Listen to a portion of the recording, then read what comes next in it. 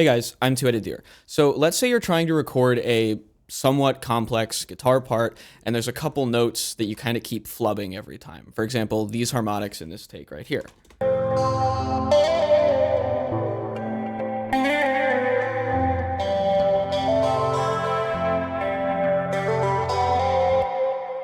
Now, what do? If you're a purist, or if you're better at playing the guitar than I am, then you just keep recording takes until you get one that's perfect. But if you're like me and you're far more concerned with what something sounds like when you're done and you don't really care what you have to do to get there, you can do this.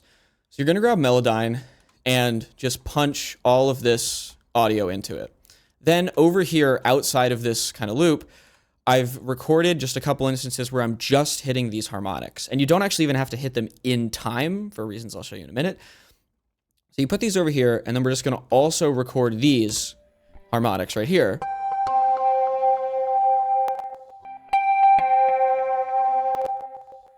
Into melodyne, and really let them ring.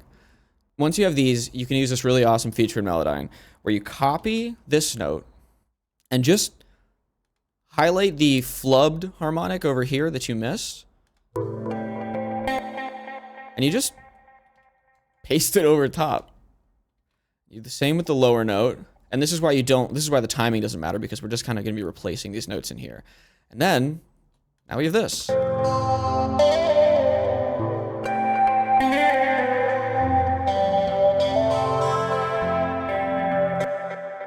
Can also do this with all the other instances of it. If you're like really sticklery, you can, use these multiple takes so you're not like hitting exactly the same note every time, but I'm kind of the opinion that 9 times out of 10, no one is ever going to notice or care, really.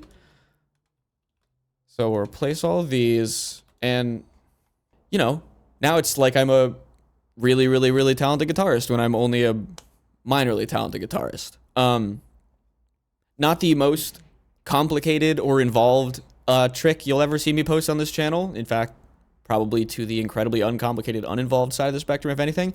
But maybe not everyone is necessarily aware of this feature, and I find it saves a ton of time when you kind of just want to get to the production part and don't want to have to slave over re-recording and re-recording and re-recording something 100 times. One last thing to keep in mind is just make sure once you do this to go over here and delete the original harmonics or notes that you recorded in over here. It won't affect the ones you've copied in, but I've definitely made this mistake before. It's very easy to forget. So yeah, thanks for watching.